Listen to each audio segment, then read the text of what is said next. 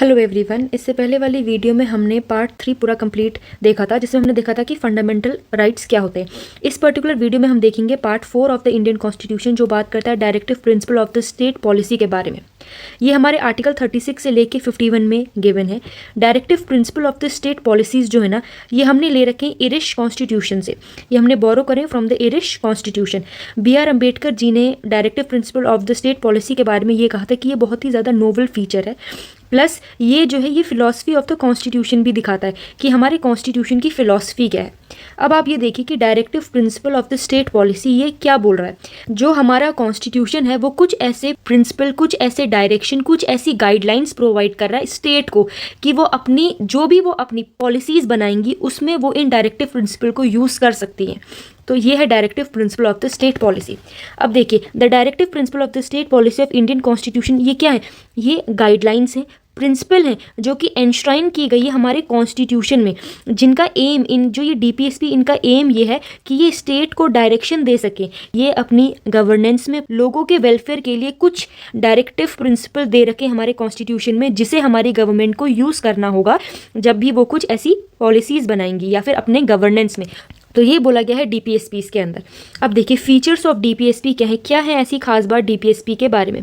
पहली चीज़, जो ये directive principle of the state policy है ना, ये सोशियो और इकोनॉमिक जस्टिस के ऊपर बात करती है। देखिए, जो फंडामेंटल राइट्स हमने इससे पहले देखे थे वो बात करते थे पॉलिटिकल जस्टिस के बारे में, और जो ये DPSP है ये बात करते हैं सोशियो इकोनॉमिक जस्टिस के बारे में। तो ये दोनों में ये डिफरेंस है। जो ये DPSP है ये एक प्रकार से कोड ऑफ कंडक्ट की प्रकार काम करता है हमारी 3 ब्रांचेस के लिए, जो कि हमारी लेजिस्लेटिव, एग्जीक्यूटिव एंड जुडिशरी के लिए। तीसरी, ये नॉन जस्टिसिएबल इन नेचर है। चौथी चीज़, ये एम करते हैं वेलफेयर ऑफ द पीपल का। फिफ्थ, ये हेल्प करते हैं पॉलिसी फॉर्मेशन के अंदर। फिफ्थ, ये सप्लीमेंट है फंडामेंटल राइट्स के, मतलब उनको और बेस देते हैं। इसके अलावा they are not backed with legal sanction. इसका मतलब यह है कि अगर DPSP फुलफिल नहीं हो पा रहे हैं तो इसके लिए आप कोर्ट में नहीं जा सकते। जैसे कि फंडामेंटल राइट्स अगर आपका वॉयलेट होता है तो आप आर्टिकल 32 और आर्टिकल 226 के अंदर कोर्ट में जा सकते हैं। लेकिन अगर आपका DPSP कभी वॉयलेट होगा तो आपको उसके लिए लीगल सैंक्शन नहीं मिलेगा, आप उसके लिए कोर्ट में नहीं जा सकते। तो वही यहाँ पे एक तो नॉन जस्टिसेबल इन नेचर और not backed with legal section का ये मतलब है कि जब भी इनका वॉयलेशन होगा, जब भी DPSP का वॉयलेशन होगा, तब जो लोग हैं वो कोर्ट में नहीं जा सकते हैं। देखिए, अब टाइप्स ऑफ DPSP कितने प्रकार के होते हैं। वैसे तो ये आर्टिकल 36 से लेके 51 में गिवन है, लेकिन हमने इनको और इजीली समझने के लिए 3 पार्ट में डिवाइड करके रखा है। पहला है सोशलिस्ट प्रिंसिपल, दूसरा है गांधीयन प्रिंसिपल और तीसरा है लिबरल इंटेलेक्चुअल प्रिंसिपल। अब देखिए, इनको हमने ये 3 हेडिंग क्यों दे रखी है। जो सोशलिस्ट प्रिंसिपल है इसका ये मतलब है इन सारे आर्टिकल्स जो ये 38, 39, 39A, 41, 42, 43 और 47 ये बात करते हैं सोशलिस्ट प्रिंसिपल के बारे में। इसका मतलब इन पर्टिकुलर आर्टिकल्स में, ये यहाँ से लेके यहाँ तक जो ये आर्टिकल दे रखे, इनके अंदर जो हमारे DPSP हैं वो बात करते हैं कि सोशल और इकोनॉमिक जस्टिस सबको देना चाहिए। सारे के सारे सिटीजन्स को जो है वो सोशल और इकोनॉमिक जस्टिस मिलना चाहिए। इसका क्या मतलब है? इसका ये मतलब है कि जितने भी रिसोर्सेज इंडिया के अंदर हैं वो किसी एक इंसान के हाथ में नहीं होने चाहिए, वो सबको मिलने चाहिए। तो ये वेलफेयर अप्रोच दिखाता है। ये आर्टिकल 38, 39, 39A, 41, 42, 43 और 47 के अंदर सोशलिस्ट प्रिंसिपल के बारे में बताया गया है। महात्मा गांधी जी, जो कि हमारे एक बहुत इंपॉर्टेंट कंपोनेंट रहे नेशनल फ्रीडम के, उन्होंने कुछ ऐसी वैल्यूज़, उनकी वैल्यूज़ के ऊपर हमने directive principle of the state policy बना रखे हैं। जैसे कि आर्टिकल 40, 43, 43B, 46, 47 और 48 ये जितने भी आर्टिकल्स यहाँ पे दे रखे हैं ये गांधीयन प्रिंसिपल के बारे में बात करते हैं। तीसरा आता है हमारा लिबरल इंटेलेक्चुअल प्रिंसिपल। इसका मतलब जो ये मॉडर्न प्रिंसिपल है जो कि बेस्ड है लिबरल और इंटेलेक्चुअल आइडियाज़ के ऊपर। ये बेस्ड है कौन सी आइडियोलॉजी के ऊपर? लिबरल, जो कि फ्रीडम के बारे में बात करती है। आर्टिकल 44, 45, 48, 48A, 49, 50 और 51 ये सारी के सारे जो ये आर्टिकल्स यहाँ पे दे रखे हैं ये लिबरल इंटेलेक्चुअल प्रिंसिपल्स के अंदर आते हैं। तो ये 3 आपको यहाँ पे डिविजन्स देखने को मिलेंगे in the directive principle of the state policy. अब पहले मैं आपको एक ब्रीफ इंट्रोडक्शन दूंगी पूरे 36 से लेके 51 आर्टिकल तक क्या है, फिर हम इस जो ये हमने यहाँ पे सोशलिस्ट प्रिंसिपल, गांधीयन प्रिंसिपल और लिबरल इंटेलेक्चुअल बना रखा है, हम इसके अंदर भी देखेंगे। देखिए, आर्टिकल 36 ये बोलता है, यहाँ पे स्टेट की डेफिनेशन दी है। इससे पहले हमने स्टेट की डेफिनेशन आर्टिकल 12 में देखी थी, जहाँ हमने देखा था कि स्टेट क्या है। अब आर्टिकल 36 में भी हमने स्टेट देखा, इस स्टेट की डेफिनेशन दी है। 37 आर्टिकल ये बोलता है कि ये DPSP हैं, इनका अगर कभी वॉयलेशन होता है तो इसके लिए ये कोर्ट में नहीं जा सकते हैं आप लोग। तो क्या है, part 4 of the Indian constitution shall not be enforced in any court of law. इसके अलावा आर्टिकल 38 ये कहता है कि social, political and economic justice के बारे में बात करता है आर्टिकल 38। 39 बात करता है प्रिंसिपल ऑफ पॉलिसी के बारे में। आर्टिकल 39 ए बात करता है फ्री लीगल एड के बारे में। आर्टिकल 40 ऑर्गेनाइजेशन ऑफ पंचायत के बारे में बात करता है। आर्टिकल 41 जो है वो वेलफेयर गवर्नमेंट के बारे में बात करता है। Article 42 securing just and human work and maternity relief के बारे में बात करता है। Article 43 free wages and a decent standard of life के बारे में आर्टिकल 43 बात करता है। देखो, वर्कर्स पार्टिसिपेशन इन मैनेजमेंट के अंदर आर्टिकल 43 ए बात करता है। कोऑपरेटिव सोसाइटीज के बारे में आर्टिकल 43 बी बात करता है। यूनिफॉर्म सिविल कोड यूसीसी के बारे में आर्टिकल 44 बात करता है।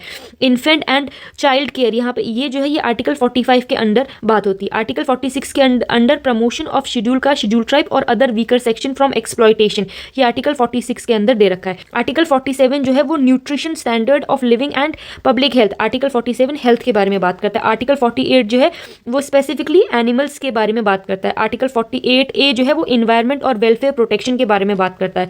आर्टिकल 49 जो है वो बात करता है कि protection of monuments, places and object which have national importance के बारे में बात हो रही है। आर्टिकल 50 ये कहता है कि सेपरेशन होना चाहिए जुडिशरी और एग्जीक्यूटिव के बीच में। आर्टिकल 51 जो है वो बात करता है कि इंटरनेशनल पीस और सिक्योरिटी के बारे में बात करता है कि इसका प्रमोशन होना चाहिए। तो ये है पूरे आपकी एक ब्रीफ ओवरव्यू आर्टिकल 36 से लेके आर्टिकल 51 तक।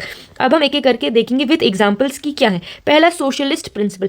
सोशलिस्ट प्रिंसिपल क्या कहता है, आर्टिकल 38। तो देखो, सोशलिस्ट प्रिंसिपल अगर आपने देखा था तो इसमें आर्टिकल 38, 39, 39A, 41, 42, 43 और 47 आते हैं। अब हम ये आर्टिकल देखेंगे। आर्टिकल 38 क्या बोलता है, to promote the welfare of the people. इसमें बात हो रही है जस्टिस कौन से, social, economic and political, and to minimize inequalities in income status, facilities and opportunities. तो आर्टिकल 38 इस चीज के बारे में बात करता है। इसका कुछ एग्जाम्पल है। आर्टिकल 38 के दो एग्जाम्पल देखिए, प्रधानमंत्री आवास योजना और पब्लिक डिस्ट्रीब्यूशन सिस्टम।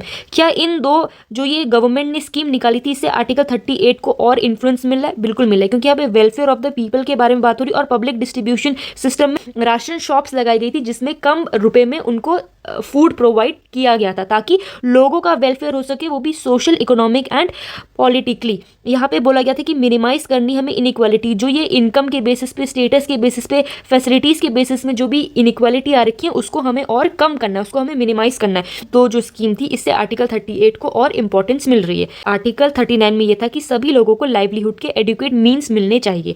इसके अलावा equal distribution of material resources होना चाहिए, प्लस प्रिवेंशन, किसी एक इंसान के हाथ में सारी वेल्थ नहीं होनी चाहिए, plus equal pay for equal work for men and women. Women और मेन को दोनों को ही equal pay for equal work. अगर मेन 12 घंटे काम कर रहा है और वुमेन 12 घंटे काम कर रही है तो दोनों को, अगर वो एक ही सेक्टर में काम कर रहे हैं तो एक ही जैसी मनी मिलना चाहिए। ऐसा नहीं कि मेन को ज़्यादा मिलना है या फिर वुमेन को ज़्यादा मिलना, नहीं, equal pay for equal work.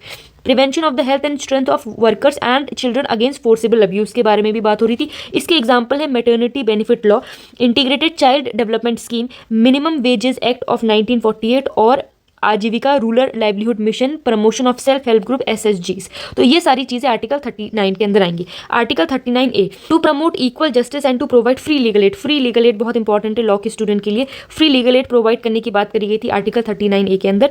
इसका एग्जाम्पल है नेशनल लीगल सर्विस अथॉरिटी, इसके अलावा प्रो बोनो लीगल सर्विस और न्याय मित्र स्कीम। ये 3 स्कीम है आर्टिकल 39A के अंदर।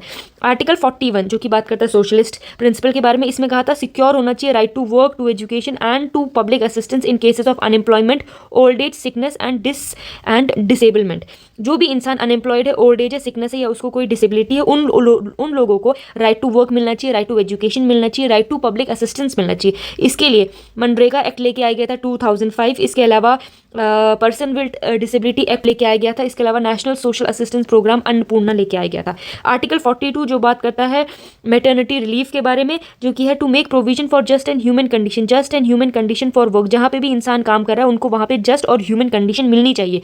इसका एग्जाम्पल है प्रधानमंत्री मातृत्व वंदन योजना और maternity benefit act of 2017। Article 43 आता है इसके बाद, ये था to secure a living wage, जिसमें कि डिसेंट स्टैंडर्ड ऑफ लाइफ के बारे में बोला गया था। फॉर एग्जाम्पल इसका एग्जाम्पल है code of wages, code of social security act लेके आई थी government, social security act of 2008। Article 43A था इसके लिए to take steps to secure participation of workers in the management of industries, mainly workers और industry से related है। इसके लिए ट्रेड यूनियन एक्ट ऑफ 1926। फिर आता है आर्टिकल 47 जिसमें है to raise the level of nutrition and standard of living of people and to improve public health. इसका एग्जाम्पल है पोषण अभियान और one nation one ration card.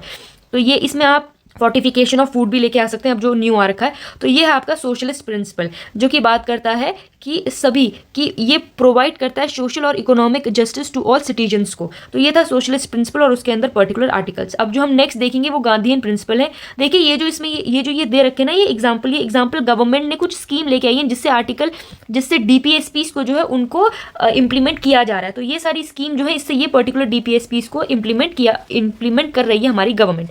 अब देखिए गांधीयन प्रिंसिपल क्या है। गांधीयन प्रिंसिपल वो प्रिंसिपल है जो गांधी जी की आइडियोलॉजी पे बेस्ड है। जैसे कि आर्टिकल 40 जो बात करता है कि पंचायत होनी चाहिए, विलेज पंचायत होनी चाहिए। आर्टिकल 40 इसके बारे में बात करता है सेल्फ गवर्नमेंट के बारे में। आर्टिकल 43 जो है वो कॉटेज इंडस्ट्रीज के बारे में बात करता है, जैसे आत्मनिर्भर भारत। तो यहाँ पे इंडिया में खुद ही इंडस्ट्रीज लगाने की बात हो रही है, तो गांधीयन प्रिंसिपल भी यही था। तो आर्टिकल 43 के अंदर कॉटेज इंडस्ट्री के बारे में बात हो रही है। आर्टिकल 43 भी जिसमें बोला गया था कि टू प्रमोट, इसमें आर्टिकल 43 के अंदर कोऑपरेटिव सोसाइटीज़ को बनाने की बात की गई थी। Promote voluntary formation, autonomous functioning होती है उनकी और डेमोक्रेटिक कंट्रोल होता है, जहाँ पे जो लोग होते हैं वो अपने रिसोर्सेज को पूल करते हैं, अपने रिसोर्सेज से ही खुद अपनी इंडस्ट्री लगाते हैं। वो होता है आपका कोऑपरेटिव सोसाइटीज़। इसका बहुत अच्छा एग्जाम्पल है अमूल। जो आपका अमूल है, जो वो मिल्क प्रोडक्शन है, वो कोऑपरेटिव सोसाइटी के अंदर ही आता है। Ministry of cooperation to strengthen cooperation movement in India. अब देखिए आर्टिकल 46 है to promote the education and economic interest. ये स्पेसिफिकली बात करता है शेड्यूल कास्ट, शेड्यूल ट्राइब और other backward section of the society के बारे में। इसके लिए हमारी जो गवर्नमेंट है ये एक्ट लेके आई थी। इसके लिए हमारी जो गवर्नमेंट है वो एक्ट लेके आई थी, schedule caste and schedule tribe prevention of atrocities act of 1989। Article 47 to prohibit the consumption of intoxicating drinks and drugs that are injurious to health, जैसे कि ban on liquor in Bihar and ban on gutkha and e cigarettes. तो ये सारे जो है ये principal Gandhian principal को दिखाते हैं कि इंटॉक्सिकेशन नहीं होना चाहिए, ड्रग्स नहीं होने चाहिए, प्लस जो वीकर सेक्शन है उनको उनके बेनिफिट के लिए काम होना चाहिए। लोगों को मिल के अपने लिए कुछ कोऑपरेटिव सोसाइटीज़ बनानी चाहिए, कॉटेज इंडस्ट्रीज होनी चाहिए, विलेज पंचायत होनी चाहिए। और लास्ट है आर्टिकल 48 जो बात करता है कि ये एनिमल स्लॉटर, जैसे कि काऊ को मारना, काफ्स को मारना, उसके अलावा और भी जो जानवर हैं उनको नहीं मारना चाहिए और उनकी जो ब्रीड्स है उनको इम्प्रूव करना चाहिए। इसके लिए हमारी गवर्नमेंट ने कुछ इनिशिएटिव लेके आए थे, जैसे कि कामधेनु योजना, राष्ट्रीय गोकुल मिशन और पशुधन संजीवनी मिशन। ये भी कुछ चीज़ें लेके आई गई थी आर्टिकल 48 के इम्प्लीमेंटेशन के लिए। अब जो तीसरा प्रिंसिपल है वो है लिबरल इंटेलेक्चुअल प्रिंसिपल। ये बात करता है जो अभी हमारे मॉडर्न व्यूज जो आ रखे हैं उसके ऊपर। फॉर एग्जांपल आर्टिकल 44 है जो बात करता है यूनिफॉर्म सिविल कोड के बारे में। इसका एग्जांपल है स्पेशल मैरिज एक्ट 1956 और रिसेंटली उत्तराखंड में यूसीसी इंप्लीमेंट हो चुका 2025 में, तो ये इसका एग्जाम्पल है। उसके बाद आता है article 45 to provide early childhood care and education for all children until they complete the age of 6 year. मतलब कि ये 0 to 6 ईयर्स के लिए आप मान लो, यहाँ तक कि इतने एज तक के बच्चों की एजुकेशन के बारे में बात करता है। इसके लिए हमने लेके आए बेटी बचाओ बेटी पढ़ाओ स्कीम और इंटीग्रेटेड चाइल्ड प्रोटेक्शन स्कीम। फिर आता है आर्टिकल 48। देखो आर्टिकल 48 जो है वो गांधीयन प्रिंसिपल के अंदर भी था और लिबरल इंटेलेक्चुअल प्रिंसिपल के अंदर भी है। To organise agriculture and animal husbandry on modern and scientific lines. इसके लिए सॉइल हेल्थ कार्ड और कुसुम स्कीम्स लेके आई गई थी गवर्नमेंट के द्वारा। आर्टिकल 48 है जो स्पेसिफिकली बात करता है कि हमें अपने इन्वायरमेंट और फॉरेस्ट को कंजर्व करना है। इसके लिए Indian forest act of 1927, wild life protection act 1972 और बायोलॉजिकल डाइवर्सिटी एक्ट ऑफ 2002 लेके आए थे। फिर आता है आर्टिकल 49 जो बात करता है कि हमें अपने मॉन्यूमेंट्स को प्रोटेक्ट करना है। इसके लिए हम लोग national historic prevention act of 1966 और antiquities and art treasure act of 1972 लेके आए थे। फिर आता है आर्टिकल 50 जो कि बात करता है कि हमें सेपरेट करना है जुडिशरी फ्रॉम एग्जीक्यूटिव को, ताकि दोनों में ही आराम से काम हो सके। Doctrine of separation of power के बारे में बात करता है और कहता है कि doctrine of separation of power जो है वो बेसिक स्ट्रक्चर का पार्ट है। ये कहा गया था Kesavananda Bharati versus state of Kerala के केस में 1973 के केस में। फिर आता है article 51 to promote international peace के बारे में बात हुई थी और security and maintain just and honourable relationship between nations. इसमें यह बोला गया है कि हमें फॉस्टर करना है रिस्पेक्ट को for international laws, treaty and obligation और एनकरेज करना है settlement of international dispute by arbitration. तो ये है पूरे के पूरे हमारे directive principle of the state policies. अब देखिए डीपीएसपी जो है ना उसमें बहुत बार अमेंडमेंट हुआ है। ऐसा नहीं है कि जो ये सारे के सारे हमारे 36 से लेके जो हमारे 51 तक डीपीएसपी ये पहले से ही हमारे कॉन्स्टिट्यूशन में थे, ऐसा नहीं है। इनको बहुत बार अमेंडमेंट से लेके आया गया है। जैसे कितनी बार अमेंडमेंट हुआ है डीपीएसपी में, 4 टाइम्स डीपीएसपी में अमेंडमेंट हो चुका है। पहला हुआ था 42nd कॉन्स्टिट्यूशन अमेंडमेंट एक्ट, फिर 44th, फिर 86 और फिर 97। 42nd कॉन्स्टिट्यूशन अमेंडमेंट एक्ट से 39, 39A, 43A और 48A को जोड़ा गया था। 44 कॉन्स्टिट्यूशन अमेंडमेंट एक्ट 1978 से 38th आर्टिकल को जोड़ा गया था। 86 कॉन्स्टिट्यूशन अमेंडमेंट एक्ट 2002 में 45th आर्टिकल को जोड़ा गया था।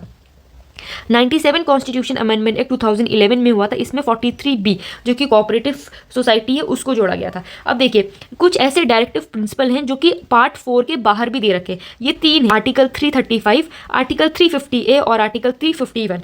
आर्टिकल 335 जो है वो पार्ट 16 के अंदर है, आर्टिकल 350A जो है वो पार्ट 17 के अंदर है और आर्टिकल 351 जो है वो भी पार्ट 17 के ही अंदर है। अब देखिए आर्टिकल 335 क्या बोलता है, ये कहता है कि ये शेड्यूल कास्ट और शेड्यूल ट्राइब से रिलेटेड है, उनकी सर्विसेज के बारे में है। इसके अलावा आर्टिकल 350A जो है वो instruction in the mother tongue के बारे में बात करता है और आर्टिकल 351 जो है वो बात करता है कि डेवलपमेंट ऑफ हिंदी लैंग्वेज का डेवलपमेंट होना चाहिए। तो ये 3 डायरेक्टिव प्रिंसिपल हैं जो कि पार्ट 4 से बाहर हैं, मतलब ये पार्ट 4 में गिवन नहीं है, लेकिन ये भी directive principle of the state policies के अंदर ही आते हैं, ये भी उन्हीं का पार्ट माने जाते हैं। अब देखिए डीपीएसपी के कुछ नेगेटिव चीज़ें भी, क्यों डीपीएसपी के कुछ नेगेटिव चीज़ें भी बताई गई हैं। पहली चीज़, ये जो डीपीएसपी है ये नॉन जस्टिसिएबल है। दूसरा, ये कन्फ्लिक्ट करते हैं विद फंडामेंटल राइट्स।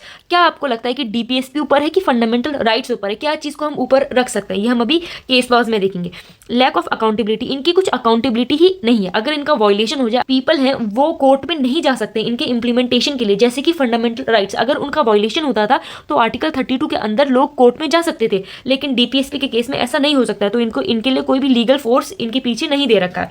अब डीपीएसपी और फंडामेंटल राइट्स के बीच में कुछ डिफरेंस के बारे में बात की गई है।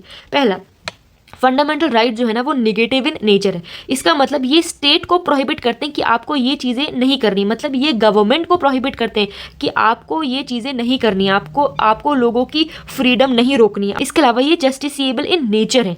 तीसरी चीज़, ये स्टैब्लिश करते हैं पॉलिटिकल डेमोक्रेसी को। बहुत इंपॉर्टेंट ध्यान रखना, फंडामेंटल राइट्स पॉलिटिकल डेमोक्रेसी के बारे में बात करते हैं। फंडामेंटल राइट्स की जो है वो लीगल बैकिंग है, अगर इनका वायलेशन हो जाए तो हम कोर्ट में जा सकते हैं। इसके अलावा fundamental rights are automatically enforce, ये अपने आप ही एनफोर्स हो जाते हैं। Do not require any legislation, इनके लिए हमें कोई एक्ट नहीं बनाना पड़ता। गवर्नमेंट कोई एक्ट बनाएगी उसके बाद ही इंप्लीमेंट होंगे, नहीं। अगर लिखा है कि लोगों को स्पीच और एक्सप्रेशन देना मिलना चाहिए तो मिलेगा ही मिलेगा। उसके लिए गवर्नमेंट कोई लॉ नहीं बनाएगी, कोई एक्ट नहीं बनाएगी। तो डीपीएसपी, लेकिन जो डीपीएसपी है ये पॉजिटिव इन नेचर है। इसका मतलब ये स्टेट को बोलते हैं कि आपको ये सर्टेन काम करने चाहिए। ये स्टेट को एक प्रकार से एनकरेज करते हैं कि आप लोगों को इक्वालिटी दो, आप लोगों के लिए पंचायत बनाओ, आप लोगों को हेल्दी इन्वायरमेंट दो, आप लोगों को equal pay for equal veg दो। तो ये जो ये डीपीएसपी ये स्टेट को बोलते हैं आप ये काम कीजिए। लेकिन फंडामेंटल राइट जो है ये स्टेट को बोलते हैं आपको ये काम नहीं करना, आपको लोगों की फ्रीडम को वायलेट नहीं करना है, आपको लोगों को इनइक्वालिटी नहीं देनी है। ये फंडामेंटल राइट्स बोलते हैं और ये डीपीएसपी, ये दोनों अलग अलग हैं। इसके अलावा डीपीएसपी नॉन जस्टिसिएबल है। डीपीएसपी जो है वो स्टैब्लिश करते हैं सोशल एंड इकोनॉमिक डेमोक्रेसी को। जो फंडामेंटल राइट्स है वो पॉलिटिकल डेमोक्रेसी के बारे में बात करते हैं, लेकिन DPSP social and economic democracy के बारे में बात करते हैं। डीपीएसपी जो है वो उनका मॉरल और पॉलिटिकल सैंक्शन है, मतलब डीपीएसपी का कोई लीगल सैंक्शन नहीं है। इनका मॉरल सैंक्शन हो सकता है लेकिन लीगल सैंक्शन नहीं है। डीपीएसपी जो है वो ऑटोमेटिकली एनफोर्स नहीं होते। अब देखिए एग्जांपल देखिए, अगर यहाँ पे लिखा है फॉर एग्जांपल अगर आर्टिकल 49 में लिखा है कि हमें अपनी मॉन्यूमेंट्स को प्रोटेक्ट करना है, तो यहाँ पे जो गवर्नमेंट है उन्हें एक्ट बनाना पड़ेगा। ये the national historic prevention act, जब ये गवर्नमेंट ने एक्ट बनाया उसमें कुछ गाइडलाइंस लिखी तब जाके ये इंप्लीमेंट होगा। तो यहाँ पे ये है कि ये नॉट ऑटोमेटिकली एनफोर्स, ये अपने आप एनफोर्स नहीं होते, गवर्नमेंट को इसमें एक्ट बनाना पड़ता है। Require legislation for their implementation. तो ये है दोनों के बीच में डिफरेंस। अब कन्फ्लिक्ट देखते हैं कि फंडामेंटल राइट्स और डीपीएसपी के बीच में क्या क्या क्या कन्फ्लिक्ट्स हैं। देखिए पहली चीज़, पहला केस, अब इसमें केस लॉस क्या लिखेंगे, चंपाकम दोरईराजन वर्सेस स्टेट ऑफ मद्रास के केस में 1951 के केस में ये बोला गया था कोर्ट के द्वारा कि फंडामेंटल राइट जो है वो डीपीएसपी से ऊपर है, फंडामेंटल राइट्स प्रिवेल करते हैं डीपीएसपी के ऊपर। लेकिन इसमें एक और चीज़ ये बोल दी गई थी कि फंडामेंटल राइट जो है उनको अमेंड किया जा सकता है, उनको बदला जा सकता है। इसके बाद आता है Golaknath versus state of Punjab का केस, 1967 का केस। इस केस में सुप्रीम कोर्ट ने ये हेल्ड किया कि फंडामेंटल राइट जो है आप उन्हें अमेंड नहीं कर सकते हैं, उनको पार्लियामेंट अमेंड नहीं कर सकती। अब देखिए, पहले चंपाकम दोरईराजन वाले केस में ये बोल दिया गया था कि फंडामेंटल राइट्स अमेंड हो सकते हैं, लेकिन गोलकनाथ के केस में ये बोला कि फंडामेंटल राइट्स अमेंड नहीं हो सकते हैं। इसके अलावा फिर आता है आपका 24th और 25th कॉन्स्टिट्यूशन अमेंडमेंट एक्ट। अब देखिए, ये जो ये केस लॉ है ना, ये हमारी कोर्ट दे रही है, हमारी कोर्ट फैसला दे रही है, लेकिन गवर्नमेंट भी तो कुछ लॉज बनाएगी। तो गवर्नमेंट ने जब देखा कि जो ये कोर्ट है ये फंडामेंटल राइट्स को बहुत ऊपर दे रही है, बहुत ज़्यादा ही इंपॉर्टेंस दे रही है, तो जो हमारी गवर्नमेंट थी उस समय की, तो उन्होंने 24 और 25th कॉन्स्टिट्यूशनल अमेंडमेंट एक्ट करा, मतलब उन्होंने कॉन्स्टिट्यूशन को बदल दिया। उन्होंने बोला कि पार्लियामेंट के पास पूरी की पूरी पावर है कि वो कोई भी फंडामेंटल राइट्स को ले सकती है। और उसके अलावा 25th कॉन्स्टिट्यूशन अमेंडमेंट एक्ट से आर्टिकल 31C को इंसर्ट किया गया। तो ये दो चीज़ें 24 और 25th कॉन्स्टिट्यूशन अमेंडमेंट में हुई। यहाँ पे कॉन्स्टिट्यूशन अमेंडमेंट में जो हमारी गवर्नमेंट में उन्होंने बोल दिया कि पार्लियामेंट मतलब कि गवर्नमेंट सुप्रीम है, फंडामेंटल राइट्स को उन्होंने सुप्रीम नहीं कहा, उन्होंने कहा हमारी जो गवर्नमेंट है वो सुप्रीम है और वो कभी भी कोई भी फंडामेंटल राइट्स को अब्रिज कर सकती है, मतलब कि ले सकती है, उसका वायलेशन कर सकती है। इसके बाद फिर इंपॉर्टेंट केस लॉ आता है, वो आता है Kesavananda Bharati versus state of Kerala, 1973 का केस है। इस वाले केस में कोर्ट ने गोलकनाथ वाला जो केस था उसको ओवररूल कर दिया, मतलब गोलकनाथ में जो बोला था उससे उल्टी बात यहाँ पे बोली। यहाँ बोला कि it declare that parliament can amend. इसमें ये केशवानंद भारती में कोर्ट ने बोला कि बिल्कुल पार्लियामेंट आप कोई भी चीज़ अमेंड कर सकती है, कॉन्स्टिट्यूशन का आपको पूरा हक है कि आप सब कुछ अमेंड कर सकती हैं। लेकिन यहाँ पे केशवानंद भारती के केस में हमारी जो कोर्ट है उन्होंने एक बेसिक स्ट्रक्चर डॉक्ट्राइन बना दी, बोला कि लेकिन कुछ चीज़ों को हम बेसिक स्ट्रक्चर में डाल रहे हैं, आप उनको छू भी नहीं सकते हैं, आप उनको अमेंड नहीं कर सकते, उसके अलावा आप पूरा कॉन्स्टिट्यूशन अमेंड कर सकते हो। तो ये बोला गया इन केशवानंद भारती के केस में। अब इसके बाद गवर्नमेंट भी कुछ ना कुछ बोलेगी, तो गवर्नमेंट ने 42nd कॉन्स्टिट्यूशन अमेंडमेंट एक्ट लिया है। तो ये हम देख रहे हैं कैसे जुडिशरी और कैसे लेजिस्लेचर के बीच में या एग्जीक्यूटिव के बीच में जो है वो फ्रिक्शन आ रहा है। उसके अलावा इस 42nd कॉन्स्टिट्यूशन अमेंडमेंट एक्ट ने गवर्नमेंट ने directive principle of the state policy को बोला कि ये सुप्रीम है, फंडामेंटल राइट सुप्रीम नहीं है। तो यहाँ पे डीपीएसपी को सुप्रीम बता दिया फंडामेंटल राइट से। अब इसके बाद कोर्ट कुछ ना कुछ बोलेगी। अब गवर्नमेंट ने अपनी बात बोल दी। अब कोर्ट ने Minerva Mills versus Union of India 1980 के केस में ये बोला, देखिए दोनों ही इंपॉर्टेंट है, ऐसे झगड़ा करने से कुछ नहीं होगा, हमें एक बेडरॉक बनाना है, हमें एक बैलेंस बनाना है बिटवीन फंडामेंटल राइट्स और डीपीएसपी के बीच में। देखो ये दोनों ही जो है ना ये व्हील्स हैं। अगर कोई गाड़ी होती है उसके व्हील्स बहुत इंपॉर्टेंट होते हैं, कोई गाड़ी है, बाईसाइकिल है मान लो, तो उसके ये जो ये व्हील है ये दोनों ही इंपॉर्टेंट है। वैसे ही एक अगर फंडामेंटल राइट है तो एक डीपीएसपी है, तो ये दोनों ही बहुत ज़्यादा इंपॉर्टेंट है, हमें इन दोनों के बीच में बैलेंस क्रिएट करके रखना पड़ेगा।